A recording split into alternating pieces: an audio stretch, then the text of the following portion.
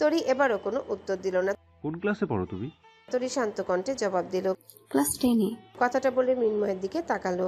শান্ত কণ্ঠে জিজ্ঞাসা করলো, কিছু বলবেন? ডাকলেন? হ্যাঁ, আমি একটা সিগারেট খাবো। তুমি ছাদের দরজায় দাঁড়াও, কেউ আসলে আমাকে জানাবে। আমার মা বাবা কেউ এদিকে আসলে আমাকে সংকেত দেবে। তরি ভীষণ অবাক হলো মৃন্ময়ের এমন প্রস্তাব শুনে। কি সাংঘাতিক ছেলে, চেনে নেই জানা নেই, সিগারেট খাওয়ার জন্য পাহারা দিতে বলছে। মৃন্ময় তরির মুখের দিকে তাকিয়ে বুঝতে পারলো তরির মনে কি চলছে। সে পকেট থেকে সিগারেট বের করতে করতে বলল। অবাক হলে মনে হলো। তরি কিঞ্চিত বিরক্তি কণ্ঠে বলল, তা অবাক হব না, মাত্রই পরিচয়।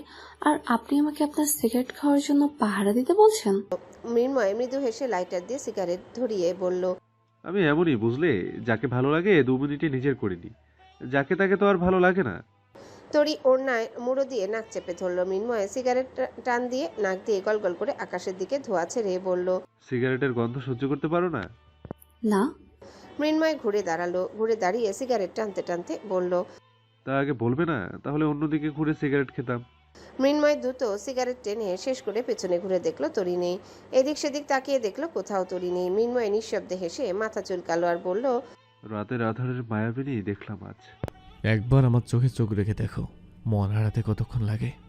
একটা আননোন নাম্বার থেকে আজও সারার নাম্বারে মেসেজ এলো। এমনি সারা লজ্জার অপমানে বিরক্ত আছে, তার উপর এটা আবার কোন ঝামেলা। সেদিন আবার মেসেজ দিয়েছিল, এমন রোমান্টিক মেসেজ দিচ্ছে কে? আশ্চর্য।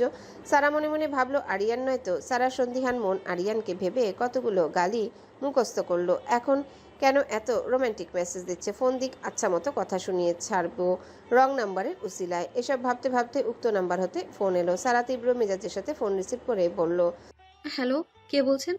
সারা কয়েকবার হ্যালো হ্যালো করলো, তবুও ওপাশ থেকে কোনো সারা শব্দ এলো না। সারার কাছে আশ্চর্য লাগলো বিষয়টা। সে সমস্ত রুম জুড়ে পায়চারি করে বেড়াচ্ছে, এমনি সারা মিনিটে মিনিটে রেগে যায়। তার উপর এই আরিয়ানকে সোজা গালি দিয়ে ভস্ম করে দেওয়া না পর্যন্ত তার শান্তি হচ্ছে না। পুনরায় আবারও সেই নাম্বার হতে ফোন এসেছে। সারার সাথে সাথে ফোন রিসিভ করলো। ফোন রিসিভ করে তেজের সাথে বলল, হ্যালো, সমস্যা কি? ফোন দিয়ে কথা কেন বলেন না? এবারও ফোনের ওপাশ থেকে কোনো কথা ভেসে এলো না। নিশ্চুপ রইল ফোনের ওপাশের মানুষ। সারা কয়েকবার হ্যালো হ্যালো করতে ওপাশ থেকে ফোন কেটে দিল। সারার ধৈর্যের 12টা বেজে গেল। নিজের মেজাজ কন্ট্রোল রাখতে না পেরে ফোন ছুঁড়ে মারল খাটের উপর। মনে মনে শুধু গালি মুখস্থ করছে, একবার খালি ফোনের ওপাশ থেকে কথা বলুক, মুখস্থ বিদ্যাগুলো ঝেড়ে দিব মাতৃভাষায়। আবারও সারার ফোন বেজে উঠল। সারা এইবার রাগে ফুঁসতে ফুঁসতে কয়েকটা ঘন নিঃশ্বাস ছেড়ে ফোন রিসিভ করে বলল, শোন জন্মগত কুত্তা, আমাকে যদি আর কখনো ফোন দিস তাহলে জুতার বাড়িয়ে একটাও তোর পিঠে পড়বে না, সবগুলো তোর গালে পড়বে। আমার জুতা দিয়ে পেটাবো না, পাড়া প্রতিবেশী সব বাতিল জুতা ধার এনে তারপর পেটাবো। তুই আমায় কেন বারবার ফোন দিচ্ছিস? হ্যাঁ শোন, বিবাহিত আমি, স্বামী আছে আমার। আমার স্বামীর এত সুন্দর চেহারা, আমি সারাক্ষণ তার দিকে চেয়ে থাকতে ইচ্ছে করে আমার। ইচ্ছে করে 24 ঘন্টাও আমার সামনে বসে থাকুক, আমি চোখ ফেরাতে পারি না আমার স্বামীর দিক থেকে। এই যে একটু আগে চলে গেল, সে চলে যেতেই ঘরে দরজা লাগিয়ে কান্নাকাটি করেছি। সে চলে গেলেই হৃদয়ে বিরহ বাসা বাঁধে আমার। আর যদি ফোন দিস সোজা পুলিশের কাছে যাব, কেউ আটকাতে পারবে না আমায়। আমার স্বামীকে বলে তোর নামে পরকীয়ার মামলা দেবো আমি। ভাবলি কি করে রওশন সিদ্দিকের বউ হয়ে আমি তোর মতো একটা থার্ড ক্লাসের সাথে কথা বলবো? সারা এক নিঃশ্বাসে কথাগুলো মনে মনে বলল। লজ্জা থাকলে আর ফোন দিবে না? এতক্ষণে ফোনের ওপাশে থাকা ব্যক্তি নীরবতা ভেঙে জবাব দিল, তোমাকে বিয়ে করে আমাকে আর কে কি শুনতে হবে, কাইন্ডলি একটু বলবে? সারার চোখ দুটো ছানা পড়া হয়ে গেল রোশানের কণ্ঠস্বর শুনে। তার মানে ফোনের ওপাশে এতক্ষণ রোশান ছিল। আর রোশানকে বলেছে তার সারাক্ষণ রোশনের দিকে তাকিয়ে থাকতে ইচ্ছা করে। ও শিট, এর চেয়ে তো মরণ ভালো। রোশন কি তবে তার সব কথা শুনে নিয়েছে? সারা এর চেয়ে লজ্জা আর অপমান জীবনেও হয়নি। বারবার চরম অপমানিত তাকে হতে হচ্ছে। পৃথিবীর যাবতীয় অঘটন তার সাথেই ঘটে চলেছে, সব যেন রোশনের সামনে ঘটছে। এই মুহূর্তে সারার ইচ্ছে করছে ইহলোক ত্যাগ করে পরলোকে গমন করতে। রোশন তাকে কোন লেভেলের ছাত্রা ভাববে এটা ভেবেই যেন মরে যাচ্ছে। সারাকে চুপ থাকতে দেখে রোশন ফোনের ওপাশ থেকে গম্ভীর কণ্ঠে বলল, তা আমাকে তোমার এত পছন্দ আগে বলনি তো? ফোনের ওপাশ থেকে থমথমে পুরুষালী কণ্ঠের এমন কথার জন্য কিঞ্চিত পরিমাণ প্রস্তুত ছিল না সারা। তবে এই মুহূর্তে অনুভব করতে পারছে ফোনের ওপাশ থেকে এমন অপমানজনক অনেক কথাই তাকে হজম করতে হবে। ফোনের ওপাশ থেকে রোশনের ছুড়ে দেওয়া প্রশ্নের কোনো জবাব তাৎক্ষণিকভাবে সারা দিতে পারল না। সে থম মেরে রইল। এই মুহূর্তে কি উত্তর দিয়ে চরম অপমানের হাত থেকে রক্ষা পাওয়া যায় সেই কুটিল বুদ্ধি আটছে। যেভাবেই হোক, ঝগড়া করে হোক আর তর্ক করেই হোক, এই অপমানের হাত থেকে রক্ষা পেতেই হবে। সারাকে চুপ থাকতে দেখে রোশনের দিক থেকে দ্বিতীয় অপমানজনক প্রশ্ন বিস্ফোরিত হলো। রোশন আবারও বলল, কি ব্যাপার? কি মিথ্যে গুছিয়ে বলা যায় সেই প্ল্যান করছো? সারা এইবার যেন চমকালো, হৃদয় আত্মা সহসা কেঁপে উঠল, কারণ সে মনে মনে যা ভাবছে তার বিপরীত পাশের মানুষটা সেটা টের পেয়ে গিয়েছে। নিজের মনের খারাপ ভাবনা বিপরীত পাশের মানুষটা টের পেয়ে যাওয়া হলো জীবনের আরেকটা মহাবাস। সারা এভাবে হেরে যেতে নারাজ। অপমানের চিনচিন ব্যথা বুকে নিয়ে সে গর্জে উঠে বলল, শখ কত! ওনার মতো অসম্ভব বুড়ো মানুষ কিনা হবে আমার পছন্দের মানুষ। মানুষের শখ দেখে আশ্চর্য হই আমি। ফোনের ওপাশ থেকে কয়েক সেকেন্ডের নীরবতা ভেঙে রোশন আবারও থমথমে কণ্ঠে জবাব দিল, আমি একটু আশ্চর্য হচ্ছি না তোমার মিথ্যা শুনে। তুমি যে মিথ্যে বলবে এটা আমি কনফার্ম ছিলাম। বাই দ্য ওয়ে, বুড়ো আবার অসম্ভব হয় কিভাবে? রোশনের প্রতিটা কথা যেন বিস্ফোরণ ঘটাচ্ছে সারার দেহ মনে। সে আবারও ফুঁসে উঠে ঝাঁঝালো কণ্ঠে বলল, অসম্ভব রকমের বুড়ো মানে হলো ভীষণ বুড়ো, মানে অনেক বুড়ো। ও আচ্ছা। আর শুনুন, এত আনন্দিত হওয়ার মতো কোনো ঘটনা ঘটেনি যে আনন্দে গদগদ হচ্ছেন। আমার একজন ডিস্টার্ব করছিল, কোনো গাঞ্জাখোর টোর হবে হয়তো। এসব ভাদাইমা ছেলেরা ডিস্টার্ব করলে আর থামতে চায় না। আমি যে তার সাথে কথা বলতে আগ্রহী নই বা জীবনেও কথা বলবো না, এটা বোঝানোর তাগিদে আপনার নামে আল্লাহর দুনিয়ার মিথ্যা বলেছি আমি। বাড়িয়ে বাড়িয়ে বলেছি যেন আমায় আর ডিস্টার্ব না করে। তার মানে স্বীকার করছো তুমি মিথ্যাটা খুব সুন্দরভাবে বলতে জানো। সারার মাথায় আবারও বজ্র পড়ল। সে আবারও ধরা খেয়ে গেল। রোশনের মতো বুদ্ধিমান বিচক্ষণ ছেলে প্রতিটা কথা খেয়াল করে শুনে তার উপর উত্তর দিচ্ছে। সারার কাঁচা বুদ্ধি, যেটা বলছে সেটাতে ধরা খাচ্ছে। সারা রোশনের সামনে নিজের মান সম্মান বাঁচাতে আবারও উত্তেজিত কণ্ঠে বলল, আমি তো শুধু ওই ছেলেকে মিথ্যে বলেছি। রোশন আবারও বিচক্ষণতার সাথে উত্তর দিল। আচ্ছা, তাহলে আমাকে সত্য বলছো? সারা পড়ল মহাবিপদে, প্রতিটা কথা জালে ফেসে যাচ্ছে। বিরক্ত হয়ে জবাব দিল, আরে দূর, আপনাকেও মিথ্যে বলেছি। রোশন এবার গভীর কণ্ঠে বিদ্রুপে সুরে বলল, ইউ আর গ্রেট। কথাটা যে সারাকে অপমান করে বলা হয়েছে তা সারা খুব ভালোভাবে উপলব্ধি করতে পেরেছে। অপমানের মুখের বদন থমথমে আকার ধারণ করলো। সারা আবারও গর্জে ওঠা কণ্ঠে বলল, আপনি কি এতই সুদর্শন পুরুষ আর সুপুরুষ নাকি যে আমার সারাদিন চেয়ে থাকতে হবে? নায়ক আমির খান আসলেও তো আমি সারাদিন চেয়ে থাকবো না, আর সেখানে আপনি কে? আমি জীবনেও কোনোদিন আপনাকে পছন্দ করবো না, এটা মাথায় রাখুন। আপনি মাথায় না থাকলে লিখে রাখুন প্রয়োজনে। এক নিঃশ্বাসে কথাগুলো বলে সারা যেন হাঁপ ছেড়ে বাঁচল। বুক ধড়ফড় করছে তার। অস্থিরতায় ঠোঁট কামড়ে ধরে রেখেছে। ফোনের ওপাশ থেকে আবার কি উত্তর আসবে তার ঠিক নেই। সারা খুব ভালোভাবে বুঝে গিয়েছে রোশন অত্যন্ত বিচক্ষণ ছেলে, মেধাবী আর ট্যালেন্ট। শুধু শুধু তো আর বিসিএস ক্যাডার হয়নি সে। আমার মতো গাধার সাথে বাবা যে কেন এমন ট্যালেন্ট মানুষের বিয়ে দিতে গেল? সারা জীবন এমন ধরা খেয়ে খেয়ে জীবন যাবে। গুছিয়ে সাজিয়ে মিথ্যা বললেও ধরা খেয়ে যাব, এর মাঝে কোনো মিথ্যে নেই। আমার জন্যে বলদ সরদ কোনো ইজি বাইক চালকই ভালো ছিল, যার মাথার উপর কাঁঠাল ভেঙে খেতে পারতাম। এসব ভাবতে ভাবতে ফোনের ওপাশ থেকে রোশন গম্ভীর কণ্ঠে বলল, আমার মস্তিষ্কের অবস্থা এতটা খারাপ হয়নি যে সব লিখে রাখতে হবে। তাহলে মনে রাখবেন, খুব ভালোভাবে আপনাকে আমি অপছন্দ করি না। সুন্দরী মেয়েরা কালো ছেলে পছন্দ করে না, এই আরো নতুন কি? সারা যেন আবারও অপমানিত হলো। ইচ্ছে করছে রোশনকে একদম গিলে ফেলতে। যাচ্ছে তাই ধরনের বাজে লোক একটা। নিজে জানে অনেক সুদর্শন দেখতে, জেনেও এমন একটা ভাব নিয়ে অপমানিত করার কি দরকার? সারা এসব কথা টপিকস এড়াতে বলল। ফোন কেন দিয়েছেন জানতে পারি? মাত্রই তো গেলেন। রোশন একটা শীতল নিঃশ্বাস ছেড়ে বলল। রাতের খাবার খেয়েছো? রোশনের এই প্রশ্নে সারার হৃদয় কিছুটা চমকালো। চোখ দুটো ছানা বড়ার মতো হয়ে গেল। এতক্ষণ ধরে কিনা সে যার সাথে ননস্টপ ঝগড়া চালাচ্ছিল সে কি সুন্দর তার কাছে খাবার খেয়েছে কিনা জিজ্ঞাসা করছে। এই গম্ভীর মানুষটা কয়টা রূপ আল্লাহ জানে, কেমন তেরামার্কা কথা বলে, তার মাঝে আবার যত্নশীল কথাবার্তা। এটা কি অপমানের নতুন টেকনিক? সারা বুঝে উঠল না রোশনের মতিগতি, তাই আগের রূপে স্থির থেকে জবাব দিল। এটা জিজ্ঞেস করতে ফোন দিয়েছেন? রোশন সবসময় থমথমে মুডে থাকে। সে প্রতিটা কথার উত্তর থমথমে মুডেই দিচ্ছে। এবারও থমথমে মুডে বলল। তাহলে কি জিজ্ঞাসা করলে ভালো হতো? সারা এবার থতমত খেয়ে উত্তর দিল, না মানে জাস্ট এইটুকু জিজ্ঞেস করতেই ফোন দিয়েছেন? Let me finish. সারা কৌতূহলী কণ্ঠে জিজ্ঞাসা করলো। কি ফিনিশ করবেন? রোশন আগের ন্যায় থমথমে মুঠে উত্তর দিল। কথা শেষ করার আগে এত প্রশ্ন করো কেন? প্রয়োজনের চেয়ে অতিরিক্ত বেশি কথা বললে তুমি। বাক স্বাধীনতায় হস্তক্ষেপ করবেন না। আপনার মতো পাকা ধানে মই যায়নি আমার, তাই চুপ থাকবো। মুখ পোড়া বুড়ো কোথাকার। রোশন এবার চোয়াল শক্ত করে বলল। This is too much. বই পড়তে বসেছিলে? না। কেন? সারার মাথা এবার দুষ্টু বুদ্ধি আটলো। সে বুঝে গিয়েছে রোশন কোন ধরনের ছেলে, তাকে চেতানোর জন্য কি বলা উচিত। সারা মনে মনে বলল, আমাকে তীব্র অশান্তি দিয়ে বিয়ে করার কি জ্বালা তা হাড়ে হাড়ে টের পাবেন। সারা নাটকীয় ভঙ্গিমায় বলল, কিভাবে পড়বো? আমি সদ্য বিবাহিত এক নারী। বিয়ের সাথে বই পড়া কি সম্পর্ক? রোশন এবারও চোয়াল শক্ত করে কথাটা বলল। রোশনের কথা শুনে সারা আবারও নাটকীয় স্বরে বলল, বর যদি ঘন ঘন আসে তাহলে কি আর পড়াশোনা হয় স্যার? আপনি বুঝবেন না, পুরুষ মানুষ নতুন বিয়ে করলে কি দুষ্টুমি করে তার বউয়ের সাথে। সারা এইসব নির্লজ্জ কথায় রোশনের মস্তিষ্ক ভো ভো করছে। সে তো সারার ওখানে একবারই গিয়েছে, তাহলে এসব বলছে কেন সারা? সে কান থেকে ফোন সরিয়ে কিছুক্ষণ দম নিয়ে কৌতূহলী কণ্ঠে জিজ্ঞাসা করলো। বড় ঘন ঘন আসে মানে? সারা মলিন কণ্ঠে বলল, বুঝেন না স্যার, নতুন বর এত সুন্দর বউ রেখে কি দূরে থাকতে পারে? নতুন বউয়ের কাছে তো ঘন ঘন আসবেই। ছেলে মানুষ যে অসভ্যের অসভ্য আপনি তো বোঝেনি। বর আসলে তাকে সামলাবো নাকি বই সামলাবো, তাই পড়তে পারিনি। রোশন চোখের চশমা খুলল। তার মাথা ভো ভো করে ঘুরছে। তার সদ্য বিবাহিত বউ যে এক ধাপ উপরে তা বুঝতে বাকি নেই। রোশন নিজের সম্পর্কে এমন অদ্ভুত কথাবার্তা জীবনে প্রথম শুনল।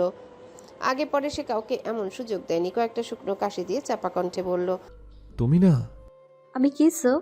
ন্যারো মাইন্ডের পুরোই। আমি কি করেছি? রোশন চাপা কণ্ঠে উত্তর দিল। কিছু না। সারা আরেকটু রাগিয়ে দিতে বলল, এত রেগে কেন যাচ্ছেন? তখন আপনাকে পছন্দ হয়নি বলেছিলাম বলে। সত্য শুনতে অভ্যস্ত আমি। আপনার কি আমাকে পছন্দ হয়েছে? সত্য বলবেন। পছন্দ হলেও মাথামাতি করবো না, অপছন্দ হলেও ঢোল পেটাবো না। ইংলিশের কথাবার্তা আমি একদম বলি না। আগামীকাল এক্সাম খারাপ হলে তোমাকে দেখে নেব। ভেবো না বারবার ফেল করলে পড়াশোনা অফ করব। তুমি রোশন সিদ্দিকের ওয়াইফ, মাইন্ড ইট। মাথা থেকে এসব কুবুদ্ধি ছেড়ে ফেলে খেয়ে পড়তে বসো। Good night. মৃন্ময় হেলে দুলে ছাদ থেকে নামছে, দু হাতে দুটো ফুলের ব্যাগ নিয়ে। দোতলায় নামতেই মুখোমুখি হলো পিহুর সাথে। পিহুর কোমরে হাত বেঁধে চোখ কপালে তুলে তাকিয়ে আছে মৃন্ময়ের দিকে। পিহুর এমন সন্দেহভোজন চাহনি দেখে মৃন্ময় ভ্রু কুচকালো। ভ্রু কুচকে পিহুর দিকে কয়েক সেকেন্ড তাকিয়ে ডান ভ্রু উঁচিয়ে জিজ্ঞাসা করলো, সমস্যা কি? এভাবে তাকিয়ে আছিস কেন?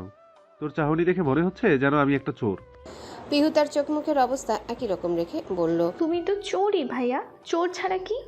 মৃন্ময় ডান হাতের ব্যাগ ছেড়ে দিয়ে হাত উঁচু করে চাপা কণ্ঠে বলল, দিব একটা বেয়াদব ছেড়ি কোথাকার। আমার মতো একটা ভদ্র ছেলেকে চোর অপবাদ দিচ্ছিস? আমি না তোর ভাই? আচ্ছা, এসব কথা পাঁচকার হলে জীবনে বিয়ে হবে আমার? কোন মেয়ে চাইবে জীবনসঙ্গী হিসেবে একজন চোরকে বেছে নিতে? জীবনে কিছু চুরি করেছি আমি? মৃন্ময় হাত উঁচু করাতে পিহু পেছন দিকে ঝুঁকলো খানিকটা। মৃন্ময় হাত নামালে পিহু আবার সোজা হলো আগের ন্যায়। মৃন্ময়ের আপাদমস্তক চোখ বুলিয়ে নিয়ে বলল, চুরি করনি বুকে হাত দিয়ে বলতে পারবে? মৃন্ময় কৌতূহলী হয়ে জিজ্ঞাসা করলো, কি চুরি করেছি? সারা জীবন আমার বইয়ের ভাঁজে জমানো টাকা, আমার ব্যাংকে জমানো টাকা, আমার চুলের ক্লিপ দিয়ে বের করে নিয়েছো, যা কোটি টাকার সমান। স্টুডেন্ট লাইফে জমানো টাকার বহুত মূল্য, আবার বলছো কি চুরি করনি? ওসব তো ভাইগত অধিকার, ওটাকে চুরি বলে না বেয়াদব মেয়ে। ভদ্রতার তো লেশ মাত্র নেই। বড় ভাইয়ের সাথে কিভাবে কথা বলতে হয় তাই জানিস না। বড় ভাইকে সম্মান দিতে শেখ। বড় ভাই হলো পিতৃতুল্য, বাবার অভাব পূর্ণ করে। পাশের বাসার সাদিয়াকে দেখেছিস কিভাবে তার বড় ভাই এর কাপড় কেচে দেয়, পা টিপে দেয়, খাবার নিয়ে টেবিলে দিয়ে আসে, মাছের বড় মাথা পাতে তুলে দেয়। আমিও তো দিই। হ্যাঁ দিস, বাবার কানে নালিশটাই ঠিকঠাক ভাবে দিস। এখন বল, এখানে দাঁড়িয়ে কি পাহারা দিচ্ছিলি? তুমি আবার সিগারেট খেতে ছাদে গিয়েছিলে? এখনই যদি বাবাকে না বলি? আমার সিগারেট নিয়ে তোর সমস্যা কি? কারণ তোমার হার্টের সমস্যা হলে ভাই হারাবো আমি। আমি ছাড়া আর কার সমস্যা হবে?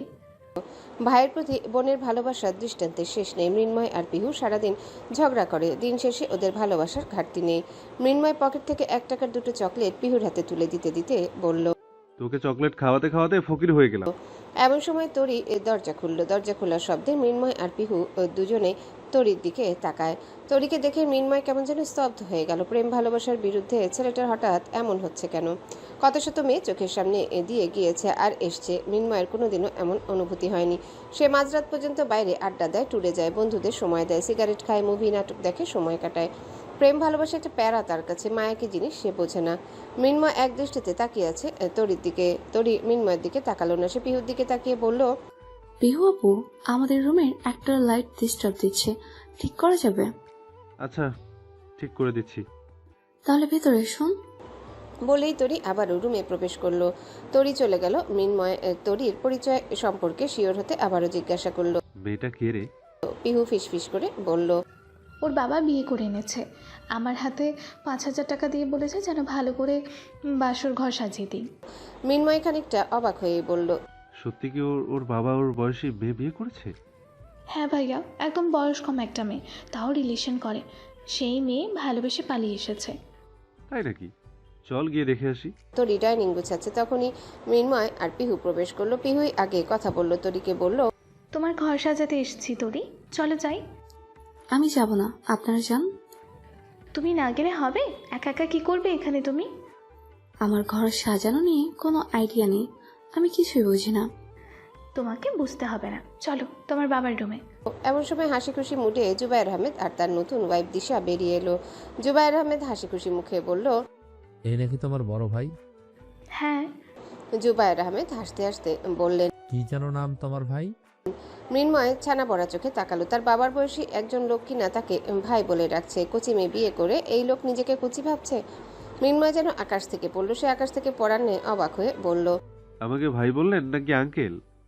জুবায়ের আহমেদ স্বভাবসুলভ ভেসে জবাব দিলেন, তোমার বাবা আমার চাচা হন সম্পর্কে, তাই তুমি আমার ভাই হও। মৃন্ময় তরির দিকে তাকিয়ে মাথার পেছনে চুলকাতে চুলকাতে বলল, শালার আপনাকেই আমার ভাই হতে হলো? তাতে সমস্যা কি? মৃন্ময় সংকোচ ছাড়া বলল, দুঃখিত আঙ্কেল, আপনাকে আমি ভাই ভাবতে পারবো না। ভাইয়া, ওনাকে আমি ভাই দেখেছি, ওনার ওয়াইফকে ভাবি। এখন তোমাকেও ডাকতে হবে, দূর সম্পর্কের বাবার পরিচিত, সে সূত্রে বাবা ওনার চাচা হয়। মৃন্ময় তীব্র অস্বস্তি নিয়ে থুতনি চুলকাতে চুলকাতে বলল, দুদিন পরে এমনি সম্পর্ক পাল্টে যাবে, এখন আমার ভাই ডেকে লাভ কি? কেন? কারণ আপনারা তো সারা জীবন এখানে থাকবেন না, তাই বললাম আর কি। আচ্ছা বুঝেছি, ঘরটা সুন্দর করে সাজিয়ে দাও, উপহার আছে তোমাদের জন্য। তরি, যাও ওদের জন্য নাস্তা রেডি করো। তরি ধীর পায়ে রান্নাঘরের দিকে পা বাড়ালো।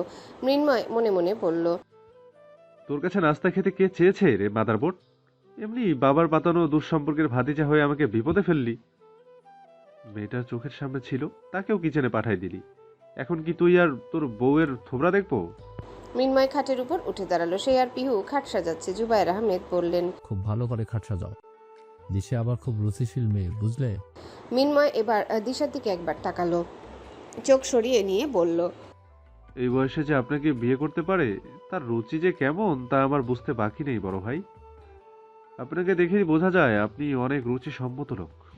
জুবায়ের আহমেদ মৃন্ময়ের মিথ্যা প্রশংসা ধরতে না পেরে আনন্দে গদগদ হলো। পিহুর মুখ টিপে হাসছে। তার বুঝতে বাকি নেই মৃন্ময় পচালো। জুবায়ের আহমেদ আবারও বললেন, খাটটা একদম পারফেক্ট ভাবে সাজিয়ে দাও।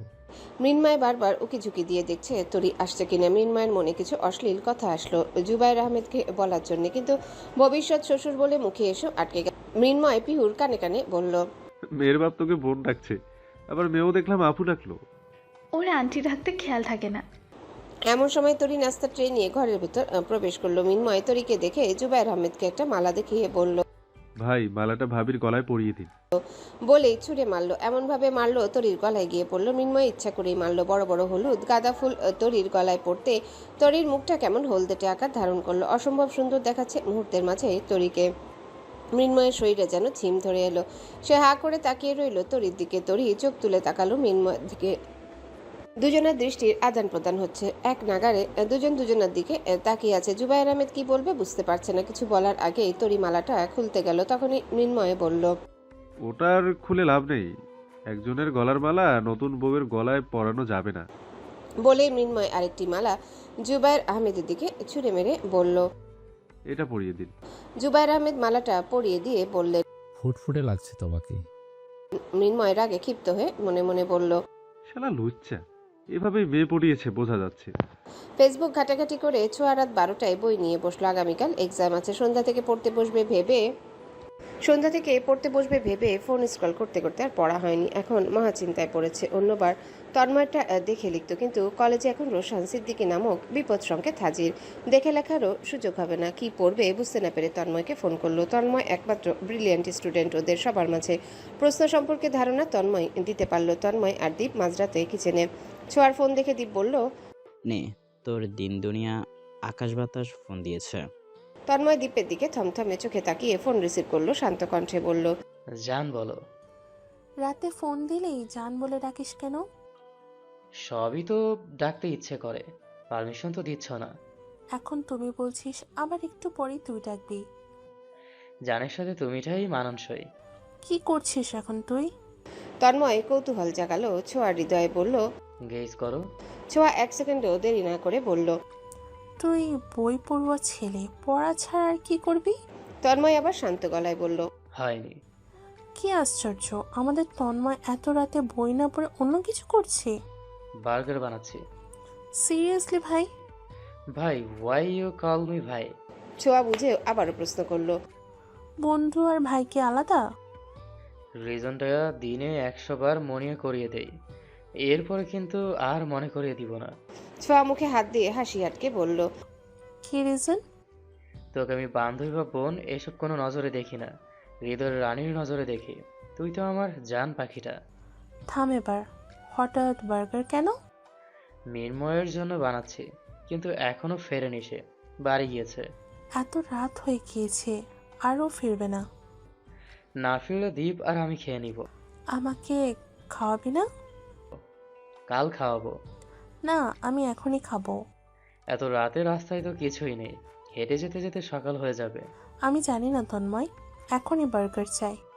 ওকে, আমি আসছি বলেই ফোন কেটে দিল তন্ময়।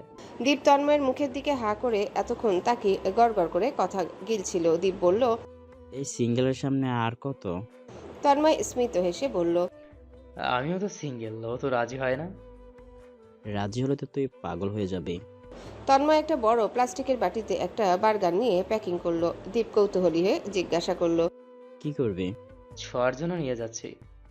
এত রাতে? হ্যাঁ। ও মজা করেছে, এত রাতে যেতে হবে না। ও আমার জান, আমি সারা রাত চটফট করব খাওয়াতে না পারলে।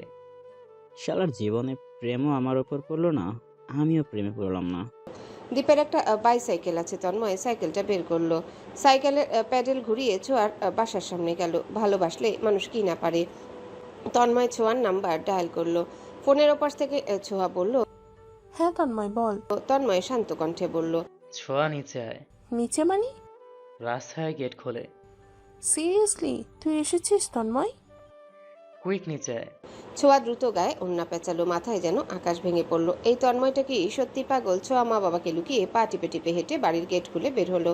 গেট খুলতেই দেখলো বাদামি রঙের শার্ট পরিহিত, কালো জিন্স পরনে তন্ময় বাইসাইকেলে দাঁড়িয়ে আছে মধ্য রাস্তায়। চাঁদের আলোয় তন্ময়ের ফর্সা শরীর চকচক করছে। তন্ময় অসম্ভব সুদর্শন একজন ছেলে, যার দিকে তাকালে চোখ ফেরানো দায় হয়। ছোঁয়া দ্রুত তন্ময়ের কাছে গিয়ে বলল। এভাবে সাইকেল চালিয়ে চলে এলি এত দূরে? তোর সাথে দেখছি মজা করাও যায় না তন্ময়। তন্ময় স্মিত হেসে জবাব দিল। ঠোঁটা বন্ধ রাখ, তোর দিকে 10 মিনিট তাকিয়ে থাকলে ক্লান্তি কমে যাবে। ছোঁয়ার ভয়ে বুক ঢিপ ঢিপ করছে। আশেপাশে তাকিয়ে বলল। কেউ দেখলে কেলেঙ্কারি হবে। কি আর হবে, আমাদের বিয়ে দিয়ে দিবে। বাজে কথা, কি এনেছিস দ্রুত দে। পাশে চায়ের দোকানের বেঞ্চ, দুজনে ওখানে গিয়ে বসলো। তন্ময় বার্গার খুলে ছোঁয়াকে খাইয়ে দিয়ে বলল। কেমন হয়েছে জান তন্ময় স্পেশাল বার্গার? ছোঁয়া 3 আঙ্গুল উঁচু করে বলল। এক্সেলেন্ট, বাট ভুলেও অন্য মেয়েদের বলিস না তন্ময় স্পেশাল বার্গার, মেয়েরা তোকে খেয়ে ফেলবে। এসব ভাবলেও ঘৃণা লাগে। তন্ময়ের চরিত্র ব্যক্তিত্ব অন্যদের থেকে অনেক আলাদা। ছোঁয়া খানিকটা খেয়ে বলল। আমি আর খাবো না তন্ময়। তন্ময় শান্ত কণ্ঠে বলল। রাতে ভাত খাওনি জানি, না খেয়ে থাকলে তো হবে না। এত রাতে এত কষ্ট করে এসেছি তোমাকে বার্গার খাওয়াবো বলে, এতটুকু খেলে হবে? সম্পূর্ণটা খেতে হবে জান। ছোঁয়া গম্ভীর চোখে তন্ময়ের দিকে তাকিয়ে বলল। এই মাঝরাতে আমাকে আবেগী করে তুলতে কে আসতে বলেছে? তোমার প্রতি আমার ভালোবাসা আমাকে দিনে রাতে সব সময় তোমার কাছে টেনে আনে। পরের দিন ভোরে রোশনের ফোন কলে সারার ঘুম ভাঙল। তখন সকাল 5টা বাজে। গভীর ঘুমে বিভোর সারা। ঘুম ঘুম কণ্ঠে ফোন রিসিভ করে বিরক্ত হয়ে বলল। এত সকালে ফোন দিয়েছেন কেন? রোশন বরাবরের মতোই থমথমে কণ্ঠে বলল। শুভ সকাল। সারা বিরক্ত কণ্ঠে বলল। ফোন দিয়ে ঘুম ভাঙিয়ে শুভ সকালকে অশুভতে পরিণত করলেন আপনি। রোশন হাত ঘড়ি দেখে নিয়ে বলল। 5টা বাজে, উজু করে নামাজ পড়ে নাও, তারপর একটু প্রকৃতির আলো বাতাস গ্রহণ করে সোজা পড়তে বসবে। আমি নামাজ পড়তে পারবো না। কেন? আমার সমস্যা আছে। কি সমস্যা? সব বলতে হবে, বোঝেন না আপনি? রোশন গম্ভীর কণ্ঠে বলল। ও বুঝেছি। কি বুঝলেন? রোশন ধমকের স্বরে বলল। বলতে হবে? আশ্চর্য। আমার কথা আমাকেই ফেরালেন। যাও পড়তে বসো। ক্লাসের জন্য কারো খাতা দেখে লেখার চেষ্টা করো না। খাতা নিয়ে যাব কিন্তু। অন্য কারোটা দেখে লিখবো না, নিজেই নকল নিয়ে যাব। রোশান ঠোঁটের কোণে স্মিত হেসে বলল, একবার যদি নকল পাই অবস্থা খারাপ হবে। পাবেন কিভাবে? এমন জায়গায় রাখবো না। আমার চোখ ফাঁকি দেওয়া সহজ হবে না, যেখানেই রাখো। আপনি আমার নকল ধরতে পারলে যা বলবেন তাই হবে। এক্সপেক্ট কলেজে তো চেক করে দেখতে পারবো না, তোমাদের বাসায় আসছি এখন চেক করে দেখতে। সারা দ্রুত বিছানা ছেড়ে উঠে বসে বলল। ও মাই গড, কি চেক করবে এসে? সাত সকালে সারা পড়ল মহা চিন্তায়। রোশন কি এখন সত্যি আসবে নাকি শুধুই ভয় দেখালো? একদিকে ঘুমে টলমল করছে, দু চোখ অপরদিকে যদি রোশন আসে চিন্তা। দু চোখ ভর্তি ঘুম নিয়ে সারা দুঃখী দুঃখী মন নিয়ে বিড়বিড় করছে। বাবা যে কেন এমন সিরিয়াস মানুষের সাথে বিয়েটা দিয়ে দিল? একে তো কথাবার্তায় রসকস নেই, গম্ভীর, অন্যদিকে সব বিষয়ে সিরিয়াস। কথা বললেই ভুল ধরে। অন্যদের মতো যে উল্টাপাল্টা কিছু বলবো তাতে সে সম্পর্কে হয় টিচার। এসব ভাবতে ভাবতে সারা আবারও শুয়ে পড়ল। গায়ে পাতলা কাঁথা জড়িয়ে মুড়ি ঝুড়ি দিয়ে গভীর ঘুমের তলদেশে প্রবেশ করলো। আরও ঘণ্টাখানেক অতিবাহিত হলো। ঘড়িতে সকাল 6টা বাজে। সারার কর্ণকুহরে কোনো একটা আওয়াজ প্রবেশ করে মস্তিষ্কে ঘুমের ব্যাঘাত ঘটাচ্ছে। প্রথম অবস্থায় সারার কাছে তা নেহাত স্বপ্ন মনে হলেও 5 মিনিটের মাঝে সে আবিষ্কার করলো এটা স্বপ্ন নয়। মস্তিষ্ক নাড়া দিয়ে উঠল। সারা অনুধাবন করলো কেউ তাকে ডাকছে বিরতহীনভাবে। সারা চোখ খুলল। এবার টের পেল বাইরে থেকে তার আম্মু ডাকছে। সারার আম্মু ডাকাডাকিতে দ্বিতীয়বারের মতো ঘুম ভাঙল সারার। একই সকালে যদি দুবার ঘুম ভাঙে, এর চেয়ে অসহ্যজনক বিরক্তিকর আর কিছু হতে পারে? ঘুম কাতুরে মেয়েটা ঘুম থেকে উঠে বিছানা ছাড়ল।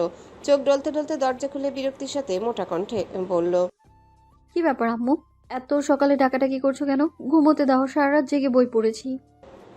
সারার আম্মু মেয়ের কথায় ডাগর চোখে মেয়ের দিকে তাকালো। একটা মানুষ কতটা অবাক হলে ডাগর চোখে হাঁ করে তাকিয়ে থাকতে পারে? মায়ের এমন চাহনিতে সারা বুঝতে পারলো তার বলা ডাহা মিথ্যা। তার আম্মু এক বিন্দু বিশ্বাস করেনি। সারা কপাল কুঁচকে বলল, ওভাবে তাকিয়ে আছো কেন, যেন আমি মিথ্যে বলছি? সারার আম্মু গম্ভীর মুখে বলল, চন্দ্র সূর্য আজকাল কোন দিক দিয়ে উঠছে খেয়াল করে দেখতে হবে।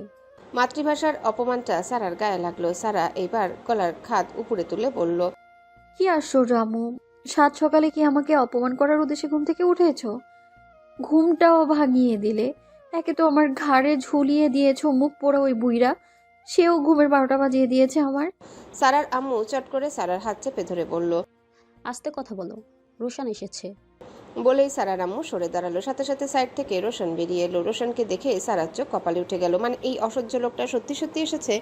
সারা রাত জ্বালিয়ে শান্তি হয়নি, ঘুম থেকে উঠে জ্বালাতে চলে এসেছে।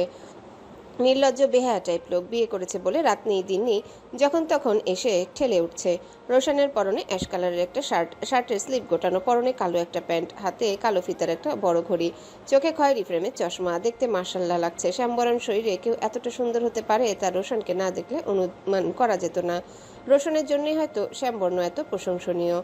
এই শ্যামবর্ণের অ্যাটিটিউডে ভরা মুখের দিকে তাকিয়ে এক পলকে মন হারিয়েছে কতজন তার ঠিক নেই। সারার আম্মু রোশনকে বলল, বাবা ভেতরে যাও, আমি চা নিয়ে আসছি, সকালে খেয়ে এখান থেকে যাবে। রোশনের ঠোঁটের কোনায় কিঞ্চিত ভদ্রতার হাসি। সে ভদ্রতার সহিত উত্তর দিল, শুধু এক কাপ চা দিন আম্মা, সকালে আমি ভাত বা অন্য কিছু খাই না। সে কি কথা, শুধু এক কাপ চা খাবে? তোমার শ্বশুর এটা মেনে নেবে না। আপনার হাতে রান্না খাওয়ার জন্য সারা জীবন আছি, এত প্রেশার নেবেন না। এদিকে সারা বড় বড় চোখে একবার রোশন আরেকবার নিজের দিকে তাকালো।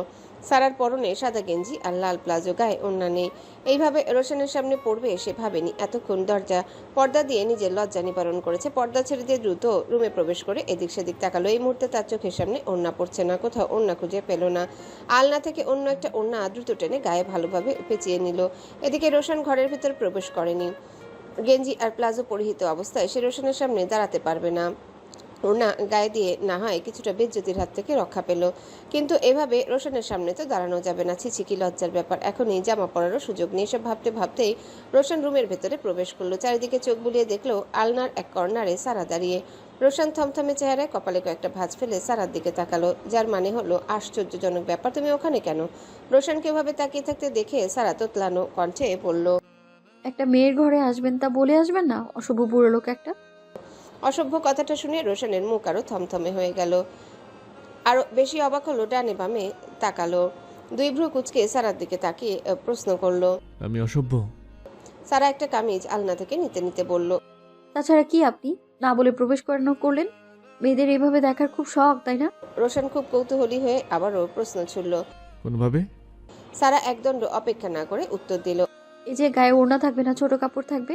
রোশান ড্যাম কেয়ার ভাবে উত্তর দিল। কেউ যদি দেখতে চায় দেখাতে অসুবিধা কি? যদিও কেউ দেখতে চাইলেও আমার ইন্টারেস্ট নেই, নেকেড বসে থাকলেও আমার আগ্রহ জমবে না তার দিকে তাকানোর জন্য। আমার চোখ দুটো শুদ্ধ পবিত্র। সারা মুখ বাঁকিয়ে চেতে উঠে বলল, কি বলেন? আমি দেখাতে চাই? আমি দেখাতে চাই? হ্যাঁ, আমার চরিত্র সম্পর্কে কোনো ধারণা আছে আপনার? আজ পর্যন্ত কোনো ছেলের সাথে পশম স্পর্শ পর্যন্ত হয়নি আমার, আর আপনি বলছেন কিনা আমি দেখাতে চাই? রোশান হাত উল্টে ঘড়িটা দেখে নিয়ে বলল, তোমাকে আরও 1 ঘন্টা আগে জানিয়েছি আমি আসছি। গায়ে ওনা না থাকে এসব ড্রেসে সমস্যা মনে করলে 1 ঘন্টা আগে এসব ড্রেস চেঞ্জ করে নিতে। সারা এবার থতমত খেয়ে বলল, আমি কি জানতাম নাকি আপনি এই সাত সকালে চলে আসবেন? এত সকালে কি চাই আপনার? আমি ফান করি না কখনো, যা বলি সেটাই ঠিক। বলেছি আসবো, এসেছি। কাল রাতে একবার এসেছেন, ঘুমোতে গেছি, আপনার মুখ দেখে ঘুম ভাঙলো। আপনার মুখ দেখে same to you. I wish বাকি জীবন এভাবেই কাটাবে। কিন্তু এসেছেন কেন এখন? রোশান আলনার দিকে এগিয়ে গেল। একদম কর্নারে আলনা। রোশানকে এগিয়ে আসতে দেখে সারা আবারও তোতলা কণ্ঠে বলল, এদিকে কোথায় আসছেন আপনি? বলতে বলতে রোশান সারার খুব কাছাকাছি চলে গেল। সারার সাথে রোশানের দূরত্ব কিঞ্চিত পরিমাণ। সারা বুঝতে পারছে না রোশানের মতিগতি। রোশান এক দৃষ্টিতে তাকিয়ে আছে সারার দিকে। রোশানকে ভাবে তাকিয়ে থাকতে দেখে সারা জিভ দিয়ে ঠোঁট ভিজিয়ে নিয়ে ঘন ঘন চোখের পাপড়ি ফেলে বলল, কি দেখছেন? রোশান মোলায়েম কণ্ঠে জবাব দিল। তোমাকে? কথাটা শুনে সারা চমকালো। সে পুনরায় আবারও সেম প্রশ্নটি করলো। আমাকে? হ্যাঁ, কিভাবে নকল লুকিয়ে রাখো সেটাই দেখতে এসেছি। সারা বুঝতে পারলো না রোশান আসলে কি করতে চাইছে। সে আবারও বলল, মানে? তুমি না বললে কোথায় নকল লুকিয়ে রাখবা, টের পাবো না আমি? সে কি এখন নাকি? এখন কি পরীক্ষা হচ্ছে নাকি যে নকল করবো এখন? মনে করো নকলের টেস্ট এক্সাম হচ্ছে। নকলের টেস্ট এক্সাম, দেখি নকলে কেমন এক্সপার্ট। নকল করলে লোকাও দেখি ধরা পড়ো কিনা। এটা কি পরীক্ষার হল নাকি যে আমি নকল করব? নকলের আবার টেস্ট এক্সাম জীবনে প্রথম শুনলাম। হ্যালো বন্ধুরা, পরবর্তী পার্ট খুব তাড়াতাড়ি আসবে, তো সবাই অপেক্ষায় থাকো। আর চ্যানেলটি যারা এখনো সাবস্ক্রাইব করোনি তারা পরবর্তী পার্ট দেখার জন্য চ্যানেলটি সাবস্ক্রাইব করে রেখো। ধন্যবাদ সবাইকে, আমাদের সাথেই থেকো।